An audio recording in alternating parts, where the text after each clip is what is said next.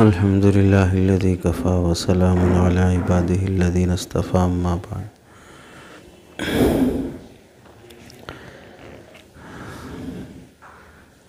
معمول یہ ہے کہ دو مجلسیں حکیم الامت حضرت اشرف علی تھانوی رحمۃ اللہ علیہ کے ارشادات و ملفوظات سنائے جاتے ہیں، اور دو مجلسیں حضرت محبوب العلماء والصلحاء پیر صاحب دامت برکاتہم کی باتیں سنائی جاتی ہیں۔ تو اس مجلس میں ادب سے متعلق ہی گفتگو کا سلسلہ سنایا جائے گا۔ گفتگو یہ چل رہی تھی، اللہ تعالیٰ کا ادب سب سے پہلے ضروری ہے، اس کے بعد رسول اللہ صلی اللہ علیہ وسلم کا ادب سب سے بعد مخلوق میں سب سے پہلے ضروری ہے۔ آپ کے ادب کی دو جہتیں ہیں، ایک جہت ہے اللہ کے نبی علیہ السلام کی حیات مبارکہ میں آپ کا ادب کرنا جو صحابہ اکرام کو نصیب ہوا، دوسرا ہے آپ صلی اللہ علیہ وسلم کے وصال کے بعد پردہ فرمانے کے بعد قیامت تک آنے والے تمام مسلمانوں کے ذمے آپ علیہ السلام کا ادب کرنا۔ آپ کے وصال کے بعد آپ کی ذات کا بھی ادب کرنا ہے اور آپ کی بات کا بھی ادب کرنا ہے۔ ذات بابرکت کا ادب جب بھی وہاں روزہ اطہر پر حاضری ہو تو اس وقت ادب کا اہتمام رکھنا چاہیے، اور آپ کی بات مبارک، ارشادات، آپ علیہ السلام کی حدیثیں جب بھی بیان کی جائیں، آپ کا نام مبارک جب بھی آئے تو اس موقع پر بھی ادب کرنا ہے۔ وصال کے بعد آپ علیہ السلام کے ادب کے پہلو، نبی کریم صلی اللہ علیہ وسلم کا ادب جس طرح آپ صلی اللہ علیہ وسلم کی حیات مبارکہ میں واجب تھا، اسی طرح وفات شریفہ کے بعد بھی واجب ہے۔ سلف صالحین اور خلف متاخرین کا یہی مذہب رہا ہے کہ آپ علیہ السلام کی ادب کی اتنی ہی کوشش اور اہتمام ہوتا جتنا آپ کی حیات میں ہوتا۔ چنانچہ پہلی مثال حضرت عائشہ صدیقہ رضی اللہ تعالیٰ عنہ سے متعلق منقول ہے کہ اگر مسجد نبوی کے کسی بھی قریبی مکان میں دیوار میں میخ مارنے اور میخ ٹھونکنے کی آواز سنتی تو حضرت عائشہ رضی اللہ تعالیٰ عنہ یہ کہلا بھیجتی کہ رسول اللہ صلی اللہ علیہ وسلم کو تکلیف نہ پہنچاؤ۔ حالانکہ آپ علیہ السلام انتقال فرما گئے، قبر اطہر میں ہیں، اور کسی بھی گھر میں میخ مارا جا رہا ہو اور وہ گھر مسجد نبوی کے قریب ہو تو حضرت عائشہ رضی اللہ تعالیٰ عنہ تنبیہ فرماتی تھیں کہ میخ مارنے کی آواز سے اللہ کے نبی علیہ السلام کو تکلیف ہوگی۔ اس سے معلوم ہوا کہ مسجد نبوی میں شور شرابہ کرنا، مسجد نبوی میں دنیا کی باتیں کرنا، مسجد نبوی میں غفلت کے ساتھ بیٹھے رہنا، ادھر ادھر کی گپ شپ کی محفلیں لگانا، یہ سب آپ علیہ السلام کے ادب کے خلاف ہے۔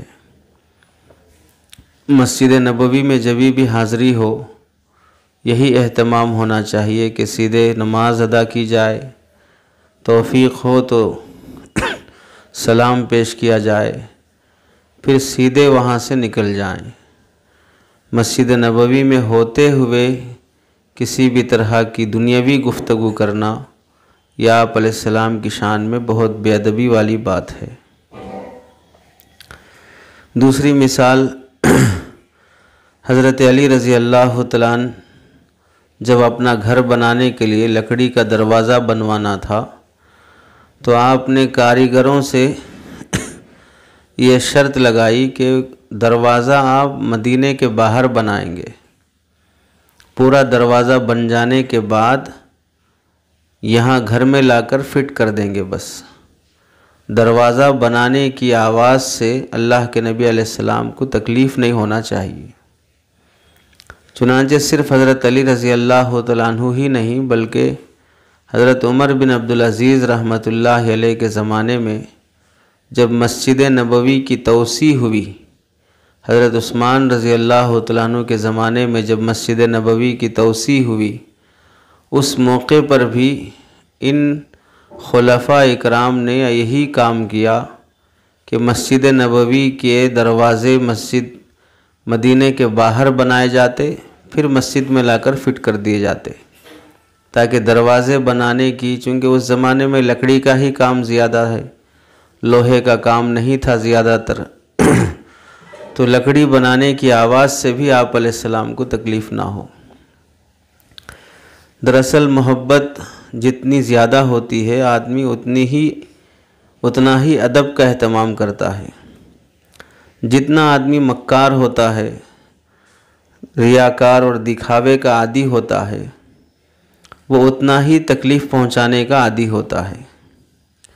صحابہ اکرام کو اللہ کے نبی علیہ السلام سے بہت زیادہ محبت تھی، تو آپ علیہ السلام کی ادب کا بھی اتنا ہی اہتمام کرتے تھے، چونکہ ادب نام ہے راحت رسانی کا۔ ہم سب جانتے ہیں ہمارے گھر میں اگر چھوٹا بچہ ہے، دودھ پیتا بچہ ہے، اگر وہ سو رہا ہے اور گھر میں بڑے لوگ یا بڑا بچہ وہ شرارت کرنے لگے تو ماں باپ ڈانٹتے ہیں کہ بچہ سو رہا ہے، آواز مت کر، اٹھ جائے گا۔ تو بچے کی راحت کی ماں کو فکر ہے، تو بچے کی نیند میں بھی ڈسٹرب ہونے ماں نہیں دیتی ہے، کوششیں کرتی ہے کہ دوسروں کی آواز سے بچے کو خلل نہ ہو، یہ ماں کی شفقت ہے۔ ایسے ہی ہم کو اگر اللہ کے رسول صلی اللہ علیہ وسلم سے محبت ہو تو ہر مسلمان یہی کوشش کرتا ہے کہ ہماری آواز سے، ہمارے شور شرابے سے، ہماری گفتگو سے آپ علیہ السلام کو تکلیف نہ ہو۔ تیسری مثال حضرت سعید بن یزید رحمۃ اللہ علیہ فرماتے ہیں، سعید بن یزید رضی اللہ تعالیٰ عنہ فرماتے ہیں کہ میں مسجد نبوی میں لیٹا ہوا تھا تو دیکھا کہ کسی نے میری طرف کنکری پھینکی۔ جب میں دیکھا تو معلوم ہوا کہ حضرت عمر فاروق رضی اللہ تعالیٰ عنہ کھڑے ہیں۔ آپ نے دو آدمیوں کی طرف اشارہ کر کے فرمایا کہ جاؤ ان دونوں کو بلا کے لاؤ۔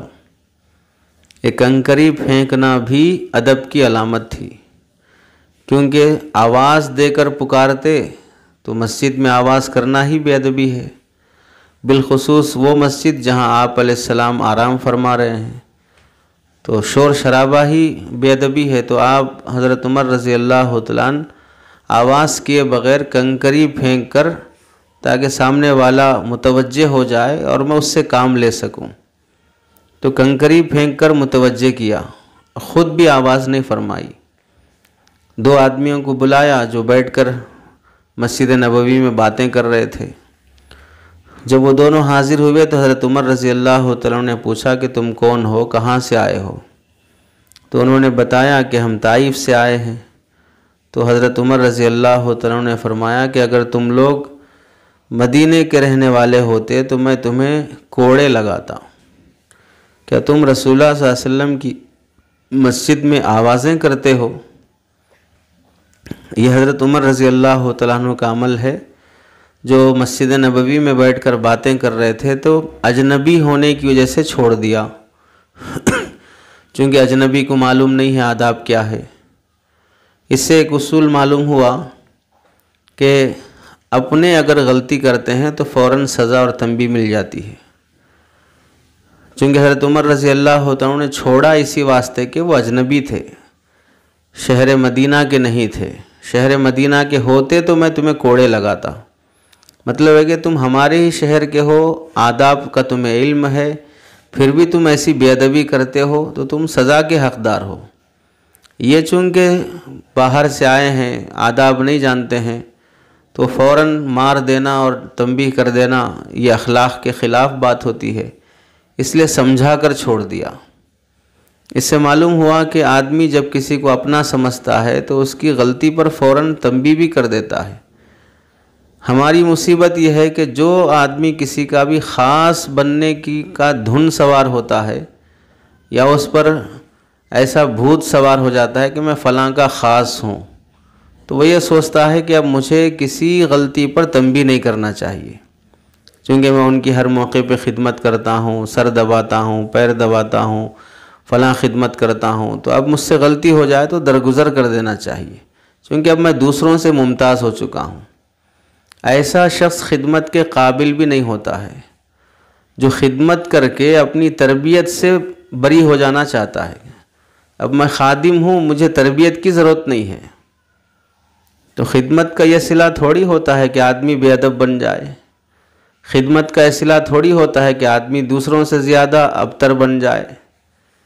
دوسرے تو ادب سے پیش آ رہے ہیں، تم خادم ہو کے بے ادب بدتمیز بن گئے، تم مزاج جانتے ہوئے بھی گستاخ بن گئے، تو وہ شخص خدمت کے قابل بھی نہیں رہتا۔ حضرت چوتھی مثال حضرت عمر رضی اللہ تعالیٰ عنہ سے ہی ہے۔ حضرت نافع رضی اللہ تعالیٰ عنہ روایت کرتے ہیں کہ عشاء کے وقت مسجد نبوی میں حضرت عمر رضی اللہ تعالیٰ عنہ موجود تھے۔ اچانک کسی شخص کے ہنسنے کی آواز سنائی دی۔ مسجد نبوی میں ہے اور ہنسنے کی آواز آ رہی ہے، تو آپ نے اسے بلا کر پوچھا کہ تم کون ہو؟ تو اس نے کہا میں قبیلہ بنو ثقیف کا ہوں۔ قبیلہ بنو ثقیف بھی طائف کا ہی قبیلہ ہے۔ تو یہ سن کر آپ نے پوچھا کس شہر کے رہنے والے ہو؟ تو اس نے کہا میں طائف کا رہنے والا ہوں۔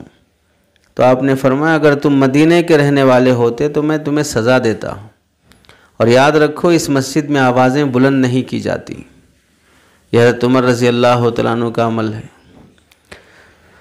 دراصل جو شخص ذمہ دار ہوتا ہے اسے چاروں طرف نگاہ رکھنی ہوتی ہے۔ حضرت عمر رضی اللہ تعالیٰ عنہ امیر المؤمنین ہیں، خلافت کی ذمہ داریاں ہیں، تو اس میں خلافت کی ہر چھوٹی چھوٹی بات پر توجہ ہو رہی ہے۔ مسجد میں کون آواز کر رہا ہے اس پر بھی حضرت عمر رضی اللہ عنہ پکڑ کر رہے ہیں۔ بھئی اتنے بڑے خلیفہ، پونی دنیا کی حکومت جن کے قبضے میں ہے، امیر المؤمنین ایسا جلیل القدر بڑے بڑے حکمران ڈرتے ہیں، تو ان کو ایسی چھوٹی چھوٹی باتوں پہ توجہ نہیں دینا چاہیے۔ یہ آج کل کی کم عقل نسل کہتی ہے کہ بڑے لوگوں کو چھوٹی باتوں پہ توجہ نہیں دینا چاہیے۔ اور حضرت عمر رضی اللہ تعالیٰ عنہ ہیں کہ مسجد میں ہنسنے کی آواز پر بھی توجہ دے رہے ہیں، کون ہنس رہا ہے۔ اب دیکھ لیں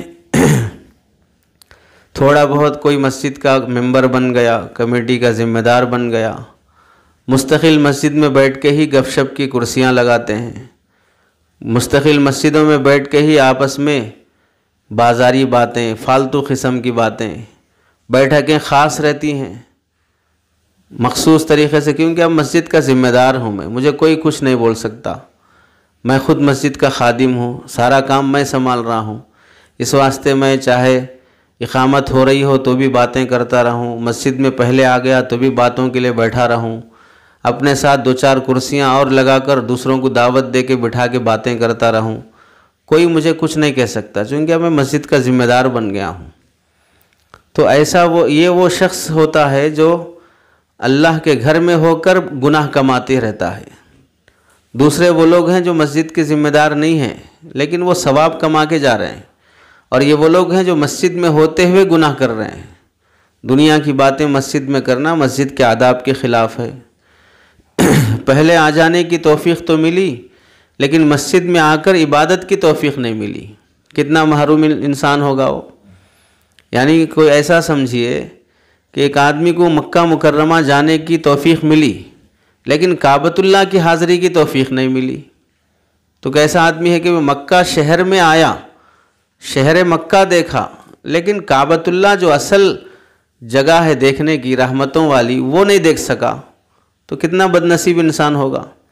تو ایسے ہی ہر مسجد اللہ کا گھر ہے، کعبۃ اللہ کا عکس اور اس کا جز ہے، تو تم مسجد میں تو آ گئے لیکن مسجد کے آداب کی رعایت نہیں کر سکے، مسجد کی عبادت کا حق ادا نہیں کر سکے، بیٹھے ہوئے باتیں کر رہے ہیں۔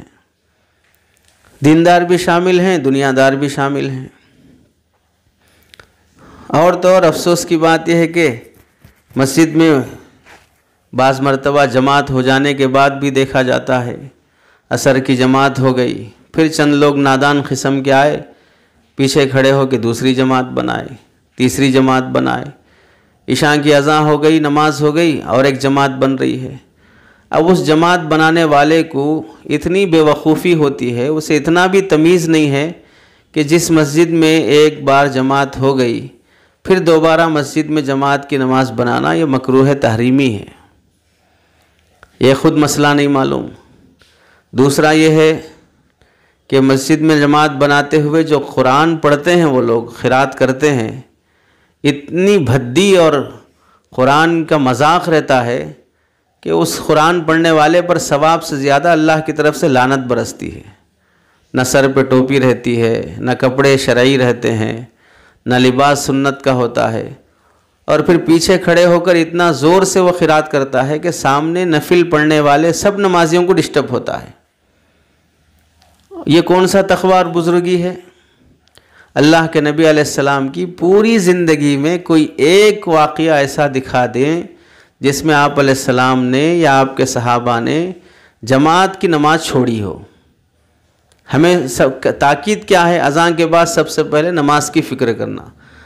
مسجد کے محلے کی جو جماعت ہے وہ تو نہیں پڑھ سکا، اس میں کاہلی کر رہا ہے، اس میں سستی دکھا رہا ہے، آرام سے وضو کر رہا ہے۔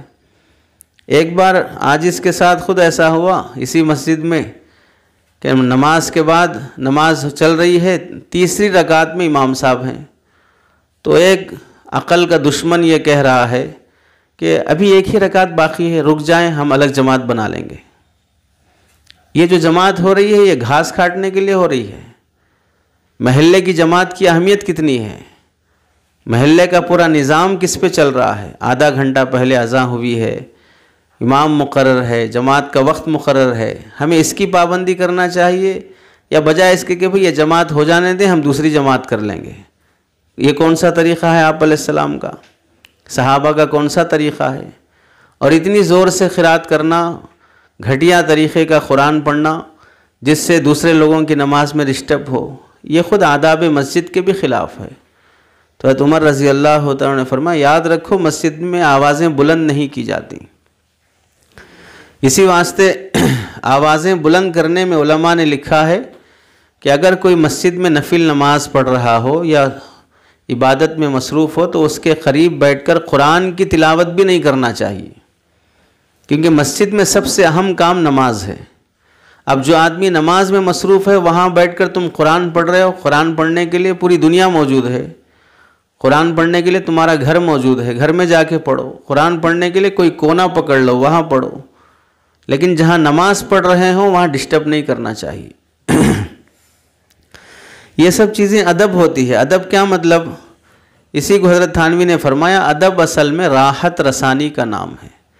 اب ایک آدمی نماز پڑھ رہا ہے، اس کے بازو بیٹھ کر کوئی آدمی باتیں کرے تو نماز میں ڈسٹرب ہوگا کہ نہیں ہوگا؟ نمازی کو تکلیف ہوگی کہ نہیں ہوگی؟ تو تکلیف پہنچانا ہی بے ادبی ہے۔ اب اس کو نماز میں ڈسٹرب ہو رہا ہے باتیں کرنے سے، قرآن پڑھنے سے، اب اس کے بعد سلام پھرنے کے بعد السلام علیکم، خیریت، آپ اچھے ہیں، اب عزت دکھا رہے ہیں۔ یہ عزت کی ضرورت تھوڑی تھی، تم شرافت سے دور بیٹھ جاتے، اس کی نماز میں خلل نہ ہوتا۔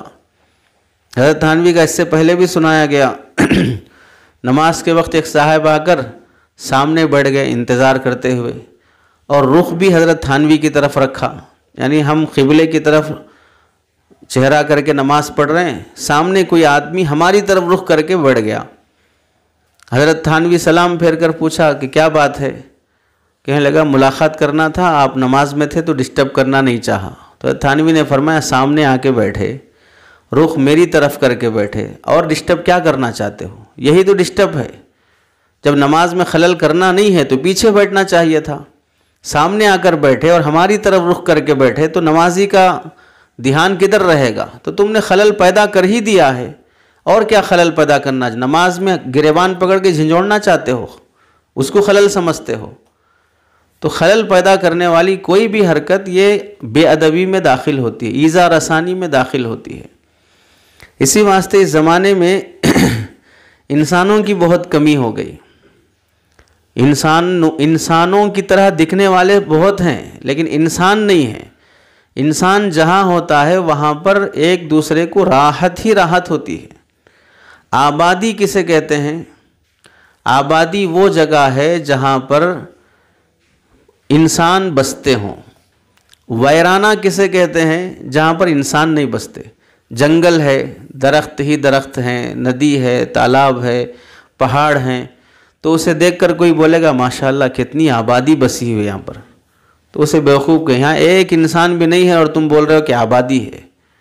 آبادی اصل انسانوں کے بسنے کی جگہ ہے، اور جہاں انسان بس رہے ہیں وہاں تکلیف ہی تکلیف ہے۔ راحت ملنا ہے تو انسانوں سے ہٹ کر کہیں جانا پڑتا ہے۔ تو مطلب ہے کہ انسانوں کی آبادی نہیں ہے، تکلیف دینے والے ایک مخلوق کی آبادی ہے۔ ہر کوئی کسی کو تکلیف دینے کے پیچھے ہے۔ پانچویں مثال، خلیفہ ابو جعفر منصور عباسی خلیفہ ہے، بہت زبردست خلفاء میں سے ہیں یہ لوگ، بڑے جلاد بھی تھے، بڑے حکمران حشم و خدم والے بھی تھے۔ تو امام مالک رحمۃ اللہ علیہ کے زمانے میں مسجد نبوی میں کسی بات پر بحث ہو رہی تھی، مباحثہ ہو رہا تھا۔ اس وقت خلیفہ کے ساتھ 500 تلواروں سے لیس فوج بھی تھی، خلیفہ کے ساتھ 500 آدمیوں کی۔ گفتگو کے درمیان چونکہ بادشاہ ہے، جس کو بھی دولت کا عہدے کا گھمنڈ آ جاتا ہے، اب وہ کسی کا ادب نہیں کرتا۔ امام مالک رحمۃ اللہ علیہ بڑے امام ہیں، مسجد نبوی ہے، وہاں پر وہ زور سے بات کرنا شروع کر دیا۔ تو امام مالک رحمۃ اللہ علیہ نے فرمایا امیر المؤمنین آواز آہستہ کرو، اس مسجد میں آواز بلند کرنا منع ہے۔ نبی کریم صلی اللہ علیہ وسلم کا ادب اور احترام زندگی میں جیسے کرنا واجب ہے، وفات کے بعد بھی ایسے ہی ادب کرنا واجب ہے۔ یہ ہوتی ہے شجاعت اور بہادری۔ بادشاہ کے سامنے بھی حق بولنا یہ اصل جہاد ہوتا ہے۔ 500 تلواروں کے ساتھ ملٹری اور فوج ہے اس کے ساتھ، اور وہ بادشاہ جب زور سے بولنا شروع کیا تو امیر نے، امام مالک نے فوراً کہہ دیا کہ آواز پست کرو، یہاں آواز بلند کرنا منع ہے۔ آپ علیہ السلام کا ادب زندگی میں جیسا ضروری ہے وفات کے بعد بھی ضروری ہے۔ یہ سننے کے بعد فوراً اس نے آواز پست کر دی۔ اور یہاں سنیں کہ امام مالک رحمۃ اللہ علیہ کا یہ کہنا اپنی عزت نفس کی وجہ سے نہیں ہے کہ میرے سامنے زور سے بول رہا ہے، میں امام ہوں اس مسجد کا، میں امام مالک ہوں، میں محدث ہوں، میں فقیہ ہوں، اس وجہ سے نہیں۔ ان کے دل ان تمام بدترین خباثتوں سے پاک ہوتے ہیں، وہ متواضع ہوتے ہیں۔ امام مالک رحمۃ اللہ علیہ کا منع کرنا اس واسطے ہے کہ مسجد نبوی کا احترام اور آپ علیہ السلام کی ذات بابرکت کا احترام یہ ضروری ہے، اور یہ بتانا امت کے علماء کی ذمہ داری ہے۔ تو اپنا اس وقت کا فریضہ انہوں نے نبھایا۔ اور دوسری بات، بادشاہ اپنی فوج کے ساتھ، اس کی 500 ہتھیاروں سے لیس فوج کے سامنے اس کی شرمندگی ہو گئی کہ مدینہ کا امام، ایک عالم، ایک محدث اور فقیہ بادشاہ اور امیر المومنین کو خاموش کرا رہا ہے۔ اس کے باوجود بھی وہ سن کر خاموش ہو گیا اور اپنی آواز پست کر لی، اس کے حق پر ہونے کی علامت ہے۔ آج 500 ہتھیاروں سے لیس فوج تو کسی کمیٹی کے ممبر کے پاس نہیں ہوگی، کسی صدر کے پاس نہیں ہوگی۔ اس کو اگر بول دیں امام صاحب کہ آہستہ بات کرو، زور سے بات مت کرو، تو فوراً برخاست کر دے گا وہ۔ تو مطلب ہے کہ اس زمانے کے حشم اور ختم ہونے والے تمام حکمرانوں میں جو حق پسندی تھی، آج کے خالی ہاتھ فقیروں کے اندر بھی وہ حق پرستی نہیں ہے کہ مجھے کیسے بول دیا، میں مسجد کا صدر ہوں، میں کمیٹی کا ممبر ہوں، مجھے کیسے بول دیا یہ بات۔ یعنی ہمارے سامنے تو امام کو خاموشی رہنا چاہیے، ہمارے سامنے تو دولت مند اور عہدیدار کے سامنے تو عالم اور حافظ کو خاموشی رہنا چاہیے۔ یعنی یوں سمجھا جاتا ہے کہ دولت آ گئی تو ساری دنیا ہماری ٹھوکر اور ہماری غلام بن گئی. ہم جیسے چاہے جلاد بن سکتے ہیں، ہم جیسے چاہے جہاں چاہے اللہ کے حکموں کو توڑ سکتے ہیں، ہم چاہے مسجد کے آداب کی خلاف ورزی کر سکتے ہیں. چھٹی مثال امام مالک رحمۃ اللہ علیہ کی یہ ہے کہ اپنی زندگی میں مدینہ منورہ میں پوری پیدا ہوئے، مدینہ منورہ میں زندگی گزاری، مدینہ منورہ میں وفات بھی ہوئی، مدینہ منورہ میں پاکیزہ شہر میں پوری زندگی گزر گئی. لیکن معمول کیا تھا؟ جب بھی قضاء حاجت کی ضرورت پیش آتی، آدمی واش روم جانا ہے تو مدینہ منورہ کے حدود سے باہر تشریف لے جاتے اور اس طرح فارغ ہوتے کہ اپنی گندگی مدینہ منورہ کی سرزمین پر نہ پڑے. یہ مدینہ منورہ اللہ کے نبی کا شہر ہے. میں اس شہر میں گندگی کرنا شہر کی بے ادبی سمجھتا ہوں کہ اللہ کے نبی اس شہر میں آرام فرما رہے ہیں. مجھے ڈر لگتا ہے کہ آپ علیہ السلام کے شہر کی بے ادبی نہ ہو جائے. اور پوری زندگی میں حضرت امام مالک رحمۃ اللہ علیہ ایک ہی حج فرمایا. کہاں پر ہیں؟ مدینہ منورہ میں ہیں. مدینہ منورہ سے مکہ مکرمہ کتنی دور ہے؟ آج کا ہر حاجی، ہر معتمر مدینہ منورہ سے دو بار عمرے کر لیتا ہے، دو بار ٹریول کر لیتا ہے، لیکن وہ پوری زندگی وہیں رہتے ہوئے صرف ایک بار حج کرنے کے لیے آئے. پوچھا کیوں اس طرح؟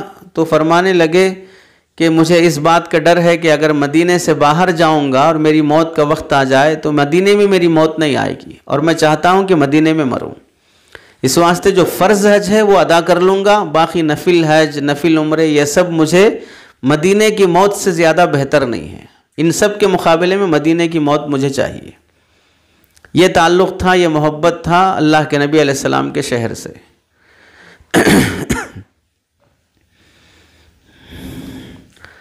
ساتویں مثال امام مالک رحمۃ اللہ علیہ کی ایک دوسری عادت یہ تھی کہ مدینہ منورہ کی گلیوں میں جب گزرتے تو گلیوں میں سے جاتے ہوئے گلی کے بیچ میں سے نہیں گزرتے بلکہ دیواروں کے قریب سے گزرتے. کسی نے پوچھا کہ آپ ایسا کیوں کرتے ہیں؟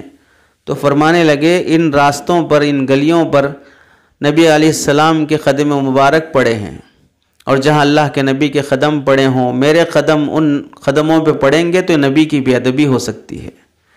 اس واسطے میں گلی کے بیچ سے گزرنے کے بجائے کناروں سے گزرتا ہوں، تاکہ گلی اس زمانے میں چھوٹی تھی، شہر بڑا ہو گیا تو گلی بڑی ہو گئی، تو اب یہ گلیاں بعد میں بنی ہو سکتی ہیں، تو میں ان گلیوں پر سے گزر رہا ہوں جو بعد میں بنی ہیں. اللہ کے نبی جہاں سے گزرے ہیں اس پر پیر رکھ کے چلنا میں اللہ کے نبی کی بے ادبی سمجھتا ہوں. کتنا اہتمام، کتنا تعلق، کتنا ادب. انہی چیزوں سے سیکھا جاتا ہے کہ شیخ جہاں بیٹھتا ہے مرید کو وہاں نہیں بیٹھنا چاہیے. شیخ جس برتن میں کھاتا ہے مرید کو اس برتن میں نہیں کھانا چاہیے. حضرت تھانوی رحمۃ اللہ علیہ فرماتے ہیں لوگ بزرگوں کے جھوٹے کے لیے بہت پریشان ہوتے ہیں، ان کا کھا کر بچایا ہوا، ان کا پی کر بچایا ہوا. مجھے اپنے بزرگوں کے جھوٹا پینے کھانے کی توفیق تو نہیں ملی، لیکن ان کی کسی برکت سے میں محروم بھی نہیں ہوا. اصل برکت تو بزرگوں جیسا بننا ہے، اصل برکت بزرگوں جیسا بننا ہے، ان کے جیسا تقوی، ان کے جیسے اخلاق، ان کے جیسا تعلق مع اللہ وہ پیدا ہونا ہے. وہ تو پیدا نہیں ہوا، ان کا بچا ہوا پینے کے لیے بھاگ رہے ہیں، اور باقی تماشے وہی کر رہے ہیں جو پہلے سے کر رہے تھے، باقی نادانیاں وہی کر رہے ہیں جو پہلے سے کر رہے تھے. تو بزرگوں کا بچا ہوا کھانے پینے سے زیادہ بزرگوں جیسے اعمال اپنا لیے جائیں، یہ سب سے زیادہ مقصود ہے، یہ سب سے زیادہ مطلوب ہے. 8ویں مثال امام مالک رحمۃ اللہ علیہ سے امام شافعی رحمۃ اللہ نے ایک بار پوچھا کہ آپ کے پاس سواری کے لیے بہترین گھوڑے موجود ہیں، مگر آپ مدینہ منورہ میں جتنے دن میں رہا دیکھا کہ آپ کبھی مدینہ منورہ کی گلیوں میں گھوڑے پر سوار ہو کر نہیں گئے، ہمیشہ پیدل ہی گلیوں میں گھومے ہیں. تو امام مالک رحمۃ اللہ نے فرمایا مجھے یہ بات زیب نہیں دیتی کہ جس مقدس جگہ پر میرے آقا کے مبارک قدم لگے ہوں میں اس جگہ کو گھوڑے کے ٹاپ سے پامال کروں. یعنی گھوڑا اس جگہ پہ چل رہا ہے جہاں پر اللہ کے نبی کے قدم مبارک پڑے ہیں. चुनांचे शेख अब्दुल हक मुहद्दिस दहलवी रहमतुल्लाह अलैह ने लिखा है, इमाम मालिक रहमतुल्लाह अलैह अल्लाह के नबी की अदब की वजह से मदीना मुनव्वरा में कभी घोड़े पर सवारी नहीं फरमाई, कभी घोड़े पर सवारी नहीं फरमाई। अब आप देख लें, जो लोग उम्रे पर गए हों, कितने लोग मस्जिद नबवी में ऐसे घूमते फिरते रहते हैं, ख़वातीन हैं, नौजवान हैं, वीडियोस बनाते हुए, फ़ोटोज़ लेते हुए, जो तमाशे वहाँ रहते हैं। अगर इस मौके पर हज़रत उमर रज़ी अल्लाह तआला अन्हु आ जाएँ या उनके जैसा कोई अमीरुल मोमिनीन हो जाए तो शायद हम में से कितने लोगों पर मस्जिद नबवी में आने की पाबंदी लग जाएगी कि मस्जिद नबवी में आने के काबिल नहीं है लोग। इनके अंदर ना इतना अदब और सलीक़ा है कि मस्जिद में आने के, तुम किसी और मस्जिद में जाके पढ़ लो, लेकिन मस्जिद नबवी में आने के काबिल नहीं है ये लोग। किसी अदब की रियायत नहीं है, कोई अदब और सलीक़ा मंदी नहीं है। नौवीं मिसाल, एक मरतबा किसी शख्स ने दौरान गुफ्तगू में कहा कि मदीना मुनव्वरा की मिट्टी ख़राब है। इमाम मालिक रहमतुल्लाह ने सुनकर फतवा दिया कि इसे 30 कोड़े मारे जाएं। क्या कहा उसने कि मदीना मुनव्वरा की मिट्टी ख़राब है। सुन के फरमाया कि इसे 30 कोड़े मारे जाएं और कुछ दिनों के लिए इसे जेल में डाल दिया जाए। तो किसी ने पूछा, इतनी सख्ती सिर्फ इतनी बात बोलने पर कि मदीना की मिट्टी ख़राब है बोलने पर 30 कोड़े, फिर उसे जेल की सज़ा, इतनी सख्ती की वजह क्या है? तो इमाम मालिक रहमतुल्लाह अलैह ने फरमाया, ऐसा शख्स तो इस लायक है कि इसे कत्ल कर दिया जाए। तुम सिर्फ कोड़े और जेल की सज़ा को सख्ती समझते हो, ये तो इस काबिल है कि इसकी गर्दन उड़ा दी जाए। क्यों? जिस ज़मीन में अल्लाह ताला का महबूब आराम कर रहा हो, उस ज़मीन के मुतालिक ये कहता है कि मिट्टी ख़राब है। क्या अल्लाह ताला अपने महबूब को ख़राब मिट्टी में पैदा करेंगे? अल्लाह ताला अपने महबूब को ख़राब मिट्टी में आराम करने के मौके देंगे? जिस शहर में अल्लाह का नबी आराम कर रहा, उससे बाबरकत मिट्टी और कौन से शहर की होगी? तो ये अदब था इन हज़रात का अल्लाह के नबी अलैहिस्सलाम से मुताल्लिक़। एक शायर कितने खूबसूरत अल्फाज में इस अदब को ज़ाहिर करता है। अदब गाहेस्त ज़ेर आसमां अज़ अर्श नाजुक तर, अदब गाहेस्त ज़ेर आसमां अज़ अर्श नाजुक तर, नफ्स गुम करदा मी आयत जुनेद व बायजीद ईजा। आसमान के नीचे अर्श इलाही से भी ज़्यादा नाजुक जगह है अदब की। आसमान के नीचे अल्लाह के अर्श से भी ज़्यादा नाजुक जगह है अदब के लिहाज से। कौन सी जगह? अल्लाह के नबी का रोज़े अक़दस, ये अर्श से भी ज़्यादा नाजुक जगह है। जुनेद और बायजीद जैसी हस्तियाँ भी यहाँ अपना सांस लेते और छोड़ते हुए भी ये एहसास रखते हैं कि हमारी सांस की आवाज़ से भी तकलीफ़ ना हो, सांस लेने और छोड़ने की आवाज़ से भी तकलीफ़ ना हो। आदमी बिल्कुल करीब लग के बैठा हो तो सांस लेने की भी बाज़ मरतबा आवाज़ आती है, तो सांस की आवाज़ भी यहाँ पर देख के छोड़ना पड़ता है कि कहीं सांस की आवाज़ से भी तकलीफ़ ना हो रही हो। गोया कि इस सरजमीन में ज़ोर से सांस लेना भी एक तरह की बेअदबी है। इमाम मालिक रहमतुल्लाह अलैह रोज़े अक़दस और मस्जिद नबवी का इतना ज़्यादा एहतराम फरमाते थे कि लोग हैरान रह जाते कि इतना अदब किस वजह से करते हैं। तो किसी ने पूछ लिया तो आपने फरमाया, लौ रअयतुम मा रअयतु लमा अनकरतुम मा तरौना, अगर तुम वो देखते जो मैं देखता हूँ तो तुम मेरे इस अमल पर एतराज़ ना करते। मैं इतना अदब क्यों कर रहा हूँ ये तुम्हें ताज्जुब ना होता? अगर मैं वो जो चीज़ें मैं देख रहा हूँ वो चीज़ें अगर तुम भी देख लेते तो फिर तुम्हें कभी ऐसा सवाल ही पैदा नहीं होता। क्या देखा इमाम मालिक रहमतुल्लाह अलैह ने? इस अदब की बरकत से हर दिन इमाम मालिक रहमतुल्लाह अलैह को सरकार दो आलम सल्लल्लाहु अलैहि वसल्लम की ज़ियारत होती थी। इससे बड़ी नेमत क्या चाहिए इस अदब की बरकत से। इमाम मालिक रहमतुल्लाह अलैह ख़ुद फरमाते हैं कि मेरी कोई रात ऐसी नहीं गुज़री जिसमें मैंने नबी करीम सल्लल्लाहु अलैहि वसल्लम का दीदार ना किया हो। अब सारी इबादतें, सारे नफलें, सारे दीनी तकाज़े, सारे क़ुरबानियाँ, सारे मुजाहदे, सारे इल्म और इज्तिहादात, ये सारी एक तरफ, और अल्लाह के नबी अलैहिस्सलाम का इतना ताल्लुक़ कि हर रात अल्लाह के नबी का दीदार हो रहा हो, कितनी बड़ी सआदत की बात है। کتنے لوگ ہیں جو دینی تقاضوں پہ چلتے ہیں، علمی نسبتیں بھی حاصل ہیں، بزرگوں سے تعلق بھی ہے، دیندار بھی سمجھتے ہیں، سوتے ہوئے کبھی ایک آنسو بہا ہو اس غم میں کہ میری اتنی عمر گزر گئی ہے اور اللہ کے نبی کا دیدار نہیں ہو سکا، کس منہ سے میں کہوں گا کہ میں اللہ کے نبی کا امتی ہوں، کس منہ سے میں کہوں گا کہ رسول اللہ مجھے میری شفاعت فرمائیں، کس منہ سے میں کہوں گا کہ اللہ کے رسول مجھے جام کوثر پلائیں، جسے پوری زندگی درود کی برکت سے، سنتوں کی برکت سے ایک بار بھی دیدار نصیب نہیں ہوا، جس کو میں نے کبھی دیکھا ہی نہیں ہے اس کی شفاعت کر دوں، جس نے کبھی مجھے دیکھنے کی تمنا ہی نہیں کی ہے، کوشش ہی نہیں کی ہے، آنکھیں ہمیشہ بدنظری کرتی رہی، موبائل میں گندی چیزیں دیکھتی رہی، نگاہیں غلط رہی، سوچ غلط رہی، زبان غلط رہی، پورے 60 سال 80 سال کی زندگی میں کتنی راتیں ہوتی ہیں؟ ایک سال میں 365 راتیں ہیں، 80 سال میں کتنی راتیں ہوں گی؟ ہزاروں راتیں ملنے کے بعد بھی ایک رات بھی دیدار نصیب نہیں ہوا تو کتنا محروم انسان ہے۔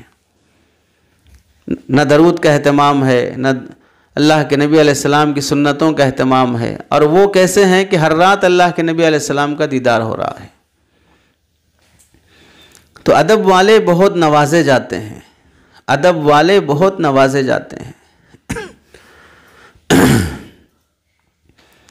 اور ایک مثال بعض مشائخ نے لکھا ہے، جب بھی وہ مدینہ منورہ کا سفر ہوتا، یہاں سے چلے مکہ مکرمہ، وہاں عمرے سے فارغ ہو گئے، وہاں سے پھر جب وہ مدینہ منورہ جانے کے لیے نکلتے تو پھر چپل نہیں پہنتے اور کوشش یہی کرتے کہ پیدل مدینہ منورہ پہنچے، 300 کلومیٹر 400 کلومیٹر پیدل پہنچے مدینہ۔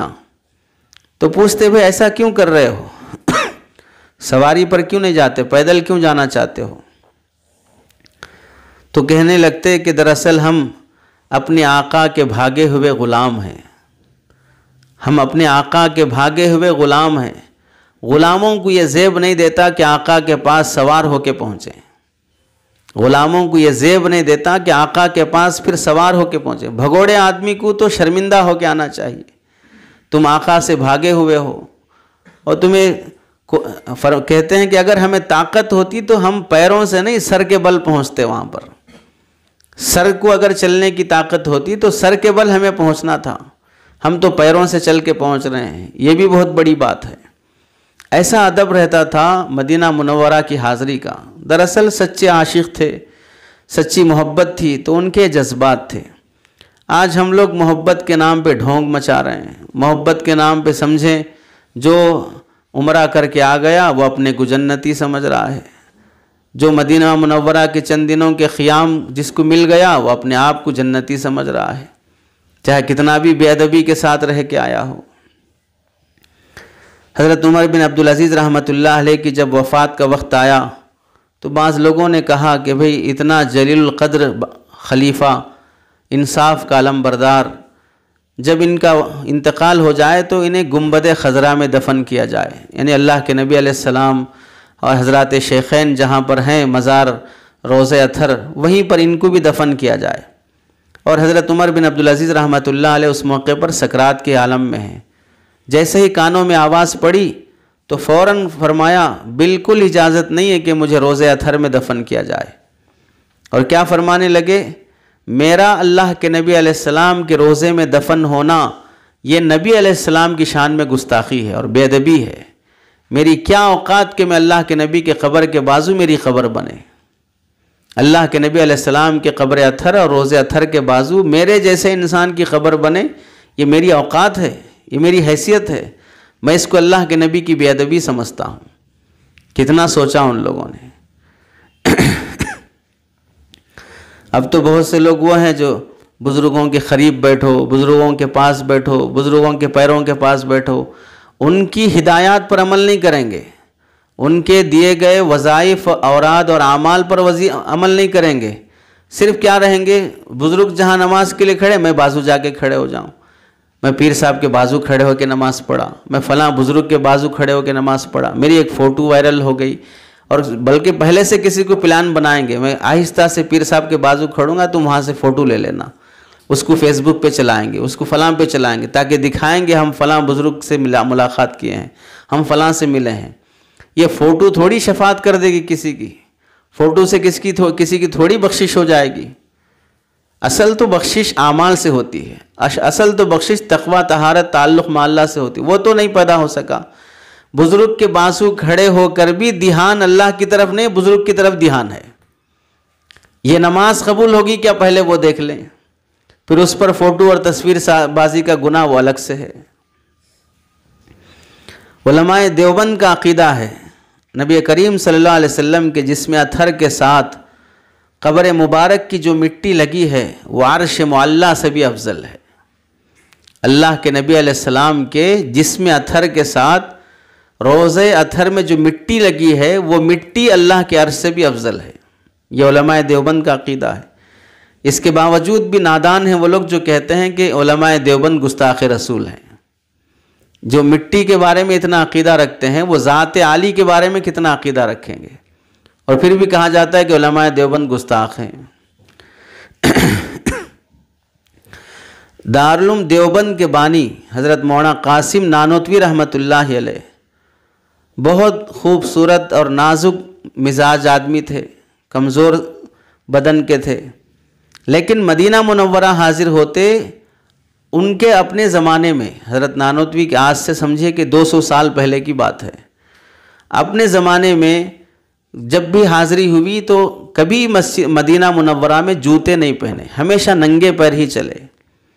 اس زمانے میں نہ سڑکیں بنی تھی، نہ پیٹرول نکلا تھا، نہ کوئی سعودی عربیہ تھا، نہ کوئی مملکت سعودیہ تھی، نہ کوئی اس زمانے میں شاہ فہد تھے، شاہ فیصل تھے، کوئی بھی نہیں تھا اس زمانے میں، پیٹرول ہی نہیں نکلا تھا، ساری غریبی کے عالم میں جی رہے تھے۔ یہاں حیدرآباد سے مدینہ بلڈنگ کا کرایہ وہاں پہنچ رہا تھا، اتنی غربت تھی وہاں پر، حاجیوں کی خدمت کر کے گزارا کرتے تھے سعودیہ والے، تو اتنے فاقے کا عالم تھا۔ تو پتھریلی زمین تھی، سنگلاخ زمین پر ننگے پیر چلنے کی وجہ سے پتھر اتنے تیز تھے کہ پیر کٹ جاتے اور خون نکلنا شروع ہو جاتا۔ تو حضرت سے کسی نے پوچھا کہ حضرت جوتے کیوں نہیں پہن لیتے؟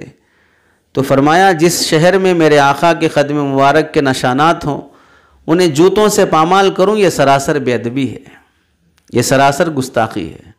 یہ دارالعلوم دیوبند کے بانی ہیں اور اللہ کے نبی کے شہر کا اتنا ادب ہے، اور پھر القاب اور نوازش کرنے والے کہتے ہیں کہ گستاخ ہیں دیوبندی حضرات۔ چنانچہ فرماتے ہیں حضرت نانوتوی کے ہی اشعار ہیں، یہ خاک مقدس ہے گلابوں کی جبیں سے، یہ خاک مقدس ہے گلابوں کی جبیں سے، آہستہ قدم رکھنا مدینہ ہے مدینہ۔ اور ایک لمبا قصیدہ مدینہ منورہ کی شان میں فرمایا، اور اس میں سے کچھ اشعار یہ ہیں، امیدیں لاکھوں لیکن بڑی امید یہ ہے، امیدیں لاکھوں لیکن بڑی امید ہے یہ کہ ہو سگان مدینہ میں میرا شمار۔ لاکھوں تمنائیں ہیں میری، لیکن ایک تمنا جو سب سے بڑی ہے وہ یہ ہے کہ مجھے اللہ تعالیٰ مدینہ منورہ کے کتوں میں شمار کر لے۔ کیسی عقیدت اور محبت ہے، سگان مدینہ میں میرا شمار ہو، جیوں تو سات سگان حرم کے تیرے پھروں، جیوں تو سات سگان حرم کے تیرے، سات جیوں تو انہی کتوں کے ساتھ جی لوں، مروں تو کھائیں مجھ کو مدینے کے مرغ و مار، اگر انتقال ہو جائے تو مدینے کے چیل اور کوے ہی کھا لیں تو بھی میرے لیے سعادت کی بات ہے۔ تو جینے مرنے کے لیے تیار تھے یہ حضرات مدینہ منورہ کی زندگی کی خاطر، ایسا ادب اور احترام تھا۔ ایک شخص نے حضرت نانوتوی رحمۃ اللہ علیہ کو ہرے کلر کا بہت خوبصورت جوتا ہدیہ لا کر دیا، تو آپ نے ہدیے کو سنت کی نیت سے قبول تو فرما لیا، مگر جوتے وہ کبھی استعمال نہیں کیے۔ کسی نے پوچھا کہ آپ وہ جوتے استعمال کیوں نہیں کر رہے ہیں؟ کلر اس کا ہرا تھا، اور گنبد خضرا وہ بھی ہرے کلر کا ہے، تو آپ نے فرمایا کہ گنبد خضرا کا رنگ بھی سبز ہے اور یہ جوتوں کا رنگ بھی سبز ہے، میں اس رنگ کا ادب کرتے ہوئے یہ جوتے پہننا بھی اس رنگ کی بے ادبی سمجھتا ہوں۔ حالانکہ گنبد خضرا جو خضرا بنا ہے، ہرا کلر ہوا ہے، وہ نہ نبی کے زمانے میں ہوا، نہ صحابہ کے زمانے میں ہوا، نہ تابعین کے، نہ تبع تابعین کے زمانے میں ہوا، بلکہ بادشاہوں کے زمانے میں 400-600 سال کے بعد ہوا۔ بادشاہوں کا لگایا ہوا گنبد ہے اور ہرا انہی کا بنایا ہوا ہے۔ اس پر بھی کافی اختلاف چلا کلر کرنے پر، گنبد بنانے پر، پھر بھی چونکہ اب نبی کی طرف منسوب ہے وہ گنبد خضرا، تو اس کلر کا بھی میں ادب کرنا سمجھتا ہوں۔ یہ ان کا اپنا عشق کے معیار کا ذوق تھا۔ کسی نے حضرت گنگوہی رحمۃ اللہ علیہ سے ایک کپڑا پیش کیا اور یہ کہا کہ مدینے سے لایا ہوں، تو آپ نے اس کپڑے کو بوسہ دیا اور آنکھوں سے لگایا۔ تو کسی طالب علم نے کہا کہ حضرت یہ تو انڈیا پاکستان سے ہی جاتے ہیں سارے کپڑے، وہاں سے جا کے صرف وہاں کی پیکنگ ہو کے آتے ہیں، باقی بنتے تو یہیں کے ہیں۔ مدینہ منورہ میں کون سی فیکٹری ہے کپڑوں کی؟ مکہ مکرمہ میں کون سی فیکٹری ہے کپڑوں کی؟ سارے ودیشیوں سے جاتے ہیں، وہاں سے صرف فروخت ہوتے ہیں۔ تو حضرت نے اس کے جواب میں فرمایا، جس ملک کا بھی بنا ہو، لیکن اس کپڑے کو میرے محبوب کے شہر کی ہوا لگی ہے، اس کپڑے کو میرے محبوب کی شہر کی ہوا لگی ہے، اور جس کپڑے کو میرے محبوب کے شہر کی ہوا لگی ہو تو اس عشق اور ادب کا تقاضا یہی ہے، جیسے میں اس شہر کا ادب کرتا ہوں ویسے اس کپڑے کا بھی ادب کروں۔ حضرت رشید احمد گنگوہی رحمۃ اللہ علیہ یہ عاشق رسول نہیں ہے، نعوذ باللہ، یہ گستاخ رسول ہو گئے، لیبل اور لقب دینے والے۔ تو ان کی زندگیوں سے سیکھنا چاہیے کہ کیسا عشق تھا، کیسی محبت تھی، کیسا ادب تھا۔ تو اللہ کے نبی علیہ السلام کی وفات کے بعد بھی ادب کا سلسلہ صحابہ نے بھی رکھا، تابعین نے بھی رکھا، اسلاف اور اکابر نے بھی رکھا۔ اللہ ہمیں توفیق دے تو یہی ادب و احترام اللہ کے نبی علیہ السلام کی مسجد نبوی کا، روضہ اطہر کا اور دیگر تمام مساجد کا اور اپنے مشائخ کا ادب و احترام اسی طرح کرنا چاہیے۔ ادب والے بہت نوازے جاتے ہیں، بے ادب بہت محروم کیے جاتے ہیں، اور ادب خلاصہ ہے راحت رسانی کا۔ سامنے دکھے جھک کے سلام کرنا، سامنے دکھے مصافحہ کر کے ہتھیلیوں کو چوم لینا، یہ تعظیم ہے۔ تعظیم الگ چیز ہے، ادب الگ چیز ہے۔ تعظیم یہ بھی مطلوب ہے، لیکن تعظیم سے آگے بڑھ کر ہے ادب، چونکہ اس میں مخاطب کی راحت ہے، اور راحت پر دعائیں ملتی ہیں، راحت پر دعائیں ملتی ہیں۔ آدمی باتیں تو فالتو کرے، اعتراضات کرے، پیٹھ پیچھے برائی کرے، پیٹھ پیچھے گستاخی والے جملے کہے، اور سامنے دکھنے کے بعد بہت تعظیم سے پیش آئے۔ اس سے پہلے بھی عرض کیا گیا تھا کہ ادب کا تعلق حاضری سے نہیں ہے، دکھے تو جھکنا، دکھے تو ہاتھ بڑھانا، دکھے تو اچھے جملے بولنا۔ ادب کا تعلق حاضری سے نہیں ہے، حاضر ہو کہ حاضر نہ ہو، بہر صورت ادب ضروری ہے۔ قبلے کی طرف پیر کرنا منع ہے، کیوں؟ کعبۃ اللہ ہے، ادھر کعبہ نظر تھوڑی آ رہا ہے، نظر نہیں آ رہا ہے پھر بھی پیر کرنا منع ہے۔ پتہ چلا بے ادبی اور بے احترامی کے لیے شخص کا حاضر ہونا ضروری نہیں ہے، حاضر نہ بھی ہو تو بھی ادب ضروری ہے۔ اور ہمارا حال یہ کہ تھوڑا پیٹھ پیچھے بولنے کو کسی کو موقع مل جائے بہت بولے گا، اور سامنے آتے ہی بہت احترام سے ملیں گے، ایسا لگتا ہے کہ یہی سب سے زیادہ باادب ہیں، یہی سب سے زیادہ خیرخواہ اور مہربان ہیں۔ اللہ نے دلوں کو دلوں سے جوڑ کے رکھا ہے۔ جب غائبانہ کسی کی قدر کی جاتی ہے تو حاضری میں اللہ تعالیٰ وہ قدر پیدا کر دیتے ہیں۔ غائبانہ کسی کی توہین تحقیر کی جائے، اس کی حاضری پر آدمی کو تکلیف ہوتی ہے، حاضری سے کوئی خوشی نہیں ہوتی ہے۔ اللہ سے دعا ہے کہ اللہ تعالیٰ ہم سب کو عمل کی توفیق نصیب فرمائے۔ آمین۔ وآخر دعوانا الحمدللہ رب العالمین۔